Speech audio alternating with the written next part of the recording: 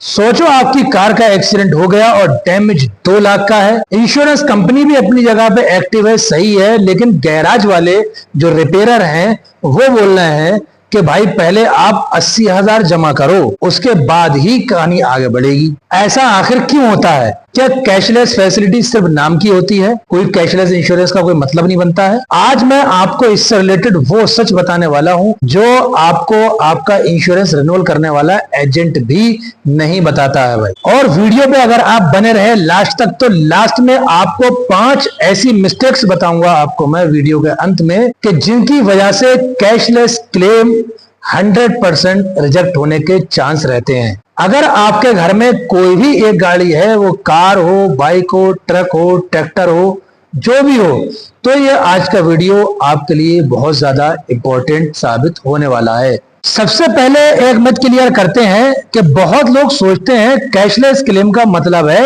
1 रुपया भी नहीं देना पड़ेगा, लेकिन ये बात भाई हमेशा सच नहीं होती। कैशलेस क्लेम का मतलब सिर्फ इतना है कि insurance company approve amount direct garage को पे करती है। अगर पॉलिसी में डिडक्टेबल है, डेप्रिसिएशन है या कोई नॉन कवर्ड पार्ट है, उसका पेमेंट कस्टमर को यानी कि इंश्योर्ड पर्सन को ही करना पड़ सकता है। यहीं पर सबसे ज्यादा कंफ्यूजन होता है। अब सवाल यह है कि एक्सीडेंट होते ही सबसे पहले फोन किया किसको जाए? यहीं से ही क्लेम बचता भी है और रिजेक्ट भी होता है। मान लीजिए एक्सीडेंट हो गया, सबसे पहले अपनी और दूसरों की सेफ्टी देखिए। अगर किसी को चोट लगी है तो मेडिकल हेल्प लीजिए। उसके बाद गाड़ी के हर एंगल से फोटोज और वीडियो बना लीजिए भाई। वहीं पर ये फ्यूचर में प्रूफ का काम करते हैं, आपको एक एविडेंस का काम करते हैं, आपके क्लेम को सपोर्ट करते हैं। ये चीज एक तगड़ा प्रूफ हो गया आपका, ये स्पोर्ट का सर्वे का काम करेगा। अब इंश्योरेंस कंपनी को तुरंत इन्फॉर्म करिए। बहुत लोग सोचते हैं कल बता देंगे और यहीं से प्रॉब्लम शुरू हो जाती है। अगर गाड़ी चलने लायक नहीं है तो उस गाड़ी को टो करवा के जो पास में गैराज पड़ता है नियर बाई, वहां पे उसे भेज दो। अब गाड़ी गैराज तो पहुंच गई, लेकिन गैराज पहुंचते ही गाड़ी एक प्रोसेस और शुरू होता है, और इस प्रोसेस में सबसे ज्यादा लोग कंफ्यूज हो जाते हैं। कैसे होते हैं वो समझ लो। गैराज वाले एस्टीमेट बनाते हैं, फिर सर्वियर आता है, सर्वियर आने के बाद गाड़ी को इंस्पेक्ट करता है, क्योंकि जब तक एस्टीमेट नहीं जाएगा आगे इंश्योरेंस कंपनी में सबमिट नहीं होगा, तब तक सर्वियर डिप्यूट नहीं होगा। क्योंकि इंश्योरेंस कंपनी जो सर्वियर डिप्यूटेशन करती है वो करती है एस्टीमेट की कॉस्ट के अकॉर्डिंग, क्योंकि सर्वियर की कैटेगरीज होती हैं। तो इंश्योरेंस कंपनी को कैसे पता लगेगा कि किस लेवल का बंदा इस गाड़ी को इंस्पेक्ट करने के लिए भेजा जाए? इसलिए एस्टीमेट जरूरी है। अब यहाँ पे भी लोग कंफ्यूज हो जाते हैं कि उनको लगता है कि सर्वियर जो है वो साहब पेमेंट रुकवा देगा या पेमेंट रोक लेगा या कुछ कर सकता है। उसमें बहुत से लोग सर्वियर को घूस भी देते हैं, रिश्वत भी देते हैं, खर्चा करते हैं। क्यों करते हैं भाई मैं नहीं कह सकता उसको, लेकिन सर्वियर का काम सिर्फ इतना होता है कि वो आए, गाड़ी को इंस्पेक्ट करे यानी कि गाड़ी को देखे और पॉलिसी के अकॉर्डिंग ये चेक करे कि गाड़ी का जो डैमेज है वो अंडर पॉलिसी है या पॉलिसी के बाहर है। यानी कि जो डैमेजेस हुए हैं वो पॉलिसी के टर्म्स एंड कंडीशंस के अकॉर्डिंग वो सब इसमें कवर हो रहे हैं या नहीं हो रहे हैं। तो जो उसमें कवर हो रहा है वो उसको बताएगा, और जो कवर नहीं हो रहा है वो उसको मना कर देगा कि भाई ये चीज पॉलिसी के अकॉर्डिंग आपकी नहीं होती है इसमें कवर, तो ये आपको नहीं मिलेगी, अन्यथा ये आपको खुद कराना है। और ये चीजें जो है, ये सारी चीजें भाई साहब इसमें कवर होती हैं, इसका आपको क्लेम मिलेगा। सर्वियर का ये काम होता है वो रिपोर्ट बना के आगे इंश्योरेंस कंपनी को देना, फिर उस रिपोर्ट के अनुसार इंश्योरेंस कंपनी जो है पेमेंट को रिलीज करती है। इतना काम सर्वियर का है। और जब सर्वियर वहां पे एस्टीमेट आके भेज देता है बंदा पूरे कंप्लीटली करके, तो सारे डॉक्यूमेंट अगर आपके प्रॉपर हैं, रेडी हैं और सारे एक्टिव हैं, सब ठीक है, तो इंश्योरेंस कंपनी से 2-4 दिन में या 24 से 72 घंटे में अप्रूवल आ जाता है कि भाई गाड़ी को रिपेयर कर दो आप, दैट्स ऑल। लेकिन यहां पे भी एक प्रॉब्लम ये है, सिर्फ एस्टीमेट बनना और सर्वियर का आगे फोटो खींच के ले जाना, इसकी बेस पे नहीं मिलेगा अप्रूवल आपकी गाड़ी की रिपेयरिंग का या किसी भी चीज का। इसके लिए प्रॉपर अप्रूवल तभी मिलेगा जब डॉक्यूमेंट कंप्लीट हो। अदरवाइज कहीं कुछ भी अगर दिक्कत है तो आपका एक भी डॉक्यूमेंट अगर उसमें कम है या कहीं पे कुछ प्रॉब्लम छोटी सी है, तो इंश्योरेंस कंपनी आपको अप्रूवल नहीं देगी। क्यों ना हम ये भी साथ साथ समझते चले कि डॉक्यूमेंट कौन कौन से होना कंपलसरी है, वो समझ लीजिए। तो देखिए भाई, सबसे पहले तो आपकी आरसी की कॉपी, रजिस्ट्रेशन सर्टिफिकेट, फिर इंश्योरेंस पॉलिसी, फिर आपका डीएल, आधार कार्ड, पैन कार्ड, या आपकी अकाउंट डिटेल, और सबसे अहम चीज आपके जो स्पॉट के फोटो वगैरह हैं वो। कई सारी कंपनीज एफिडेविट भी मांगती हैं, क्लियरिफिकेशन लेटर इंश्योर्ड पर्सन का, कि भाई गाड़ी का कैसे कैसे एक्सीडेंट हुआ, यानी पूरी कंप्लीट कॉज ऑफ लॉस, कि इसमें कोई थर्ड पार्टी लॉस हुआ है कि नहीं हुआ है, उसे खुद को चोट लगी कि नहीं लगी, गाड़ी ने किसी को मार तो नहीं दिया, या कोई गाड़ी से मर तो नहीं गया, या किसी दूसरे ने तो गाड़ी को हिट नहीं किया। ये सारी चीजें, मतलब एक इंश्योर्ड पर्सन की कॉज ऑफ लॉस की क्लियरिफिकेशन भी चाहिए होती है। अगर नहीं भी चाहिए फिर भी आप जो है लिख करके दे दो। अगर ये सारे पेपर हैं आपके और साथ में क्लेम फॉर्म, तो फिर आपके क्लेम का अप्रूवल को कोई रोकने वाला नहीं है। फटाफट आपको 24 से 72 घंटे के अंदर अंदर गाड़ी का अप्रूवल आ जाएगा कि गाड़ी के साथ क्या करना है क्या नहीं करना है। फिर मैं वहीं पे आ जाऊंगा अपनी पुरानी बात पे। आप कहोगे हर वीडियो में एक ही बात कितने बार दोहराओगे भाई आप, कि जब भी आप गाड़ी का इंश्योरेंस रिन्यूअल करवाओ, तो मैं भाई इसलिए बोलूंगा क्योंकि मेरे यूसी टेक्निकल का सिर्फ एक ही मकसद है, हमारा एक ही मकसद है कि भरपूर तरीके से अपना पैसा भी बचाओ और भरपूर तरीके से क्लेम भी पाओ।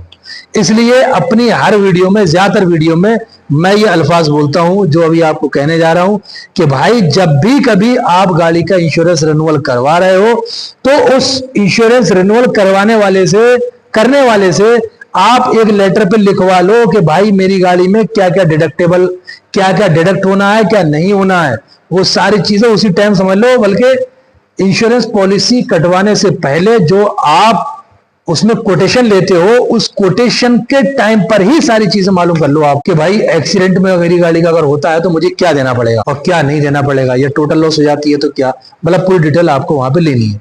ठीक है, ये चीज आपको समझ आएगी। उम्मीद करता हूं आपको बात समझ आ गई होगी। लेकिन मैंने आपको वीडियो के स्टार्ट में ये कहा था कि 5 ऐसी गलतियां बताऊंगा जो अक्सर लोग करते हैं, जिसकी वजह से कैशलेस क्लेम जो है वो रिजेक्ट होने के 90% चांस रहते हैं। तो उनको समझ लीजिए। सबसे मोस्ट इंपॉर्टेंट चीज मैं आपको सबसे पहले बता दूं, वो है आपकी गाड़ी की cause of loss. Cause of loss मतलब जो हमारी गाड़ी का एक्सीडेंट होता है वो किस तरह से हुआ है। ये चीज हमारी वर्डिंग कभी भी अलग नहीं होना चाहिए। मान लीजिए गाड़ी में कोई पुलिस रिपोर्ट हमने की है, उसमें उसकी वर्डिंग और जो हमने वर्कशॉप में आकर के जो इंश्योरेंस कंपनी को हमने क्लेम फॉर्म दिया है उसकी वर्डिंग दोनों सिमिलर नहीं है, कहीं ना कहीं कुछ ना कुछ वर्डिंग में चेंजेस हैं। तो ये सबसे बड़ा रीजन होता है किसी भी क्लेम का, कैशलेस के अलावा भी कोई भी क्लेम होगा, कॉज ऑफ लॉस की में अगर सिमिलरिटी नहीं है, कहीं ना कहीं कुछ ना कुछ इसमें डिफरेंस है, कोई फर्क नजर आता है, तो आपकी गाड़ी का क्लेम बिना कहे सुने इंश्योरेंस कंपनी रिजेक्ट कर देगी। उसके लिए आप कुछ नहीं कर पाओगे। दूसरे नंबर पे आता है भाई लेट इंटीमेशन। कई सारे लोग सुन पड़े रहते हैं, या कुछ लोग अपने आप में ही बहुत बड़े अपने आप को मंत्री समझते हैं, या कुछ समझते हो जानकार हूं मैं, गाड़ी का क्लेम इंटीमेट लेट करते हैं, जबकि 3 दिन के अंदर, एक्सीडेंट होने के बाद 3 दिन के अंदर ही अंदर आपको गाड़ी का क्लेम की सूचना, जो भी गाड़ी के साथ हुआ है, वो इंश्योरेंस कंपनी को देना कंपलसरी है। अब गलत कहां हो जाते हैं लोग, वो सोचते हैं कि मैंने उसको फोन कर दिया अपने एजेंट को, कि उसको फोन कर दिया, उसको फोन कर दिया, वो कर दिया। कोई नहीं करेगा, आपका काम है आपको खुद करना है। ठीक है, गाड़ी आपकी, पैसा आपका खर्च है, ये काम आपने करना, बाकी के काम बाद में होंगे। जो अभी स्टार्टिंग है वो आपके काम है। 2 हो गए। तीसरी सबसे बड़ी चीज ये है, जो एक्सीडेंट के फोटोज होते हैं, जैसे मैंने वीडियो को स्टार्टिंग बताया कि एविडेंस का काम करते हैं, स्पॉट के फोटो अगर ना हो तो ज्यादातर इंश्योरेंस कंपनीज, मतलब 90% इंश्योरेंस कंपनीज गाड़ी के क्लेम को डिनाई करती हैं, या फिर कुछ ना कुछ उसमें से डिडक्ट कर देती हैं, जो असहनीय होता है, जो एक्सेप्टेबल नहीं होता है, इस लेवल पे जाकर बात करते हैं। और मैक्सिमम जो 90% इंश्योरेंस कंपनी है वो क्लेम को डिनाई कर देती है। भाई स्पोर्ट के फोटो क्यों नहीं है? सोशल मीडिया का दौर है, हर आदमी जरा सा कहीं किसी का कुछ भी देख ले रहा है तो मोबाइल दिखाता फिर रहा है, वो आपके फोटो क्यों नहीं है? चौथे नंबर पे आता है सबसे अहम चीज, कि जो चीज आपके पास नहीं है, सबसे बड़ा एविडेंस माना जाता है वो मोटर क्लेम सेक्टर में, वो होता है आपके खुद की गूगल टाइमलाइन। आप वहां पे मौजूद थे या नहीं थे, वो आपकी टाइमलाइन प्रूफ करेगी उस चीज को, गूगल टाइमलाइन। इस चीज का आपने बहुत ज्यादा ध्यान रखना है। गूगल टाइमलाइन कैसे निकलनी है, क्या होती है, उस पर मैंने पर्टिकुलर एक वीडियो बनाया है, वो आप जाके देख लो। और 5वें नंबर पे जो अहम इंपॉर्टेंट चीज है वो है भाई आपकी गाड़ी का ड्राइवर। वो आप चाहे खुद हो या दूसरा हो, ड्रिंक एंड ड्राइव ना हो, शराब पी के उसने गाड़ी, यानी कोई नशा करके अल्कोहल लेके गाड़ी ना चलाई हो। और जो गाड़ी वो ड्राइव कर रहा है, जो चला रहा है, उसके पास जो डीएल है वो ऑथोराइज्ड है उस व्हीकल को चलाने के लिए कि नहीं है।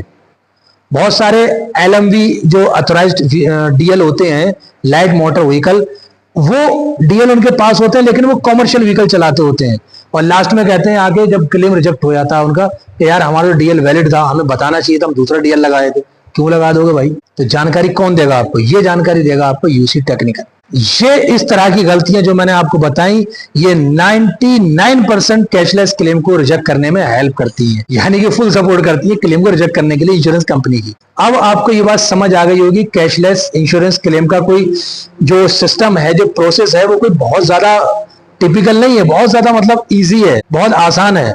बस आपको सही जानकारी के साथ स्टेप बाय स्टेप हर एक चीज पता होना चाहिए कि कब क्या स्टेप्स हमें लेना है, ये चीज आपको पता होना चाहिए और इंशाल्लाह वो चीज आज आपको पता लग गई। मोटर इंश्योरेंस रिन्यूअल या मोटर क्लेम्स रिलेटेड आपकी कुछ भी क्यूरी अगर है, ऑल ओवर इंडिया आप कहीं से भी ये वीडियो देख रहे हैं तो आपको डिस्क्रिप्शन में नंबर हमेशा देता हूं, अपना RC और इंश्योरेंस हमें व्हाट्सएप करिए और अपनी क्यूरी बताइए क्या है, हम पूरी कोशिश करेंगे आपकी प्रॉब्लम को सॉल्व करने की। उम्मीद करता हूं आज का वीडियो आपको समझ आ गया होगा। जो लोग वीडियो देख रहे हैं उनमें से किस किस ने अपनी गाड़ी का कैशलेस क्लेम लिया है, एक बार कमेंट करके जरूर बताएं कि भारत के कौन से स्टेट में, कौन से शहर में आपने गाड़ी का क्लेम लिया है, या किसी की भी गाड़ी का अभी तक, बाइक का, कार का, ट्रक का कभी उसके साथ क्लेम हुआ, उसके साथ क्या प्रॉब्लम हुई, एक बार कमेंट करके जरूर बताएं। अगर प्रॉब्लम नहीं हुई है तब भी उसका आप रिप्लाई जरूर देना। मिलते हैं फिर किसी नेक्स्ट वीडियो में नेक्स्ट टॉपिक के साथ में। दुआ में याद रखना। जय हिंद।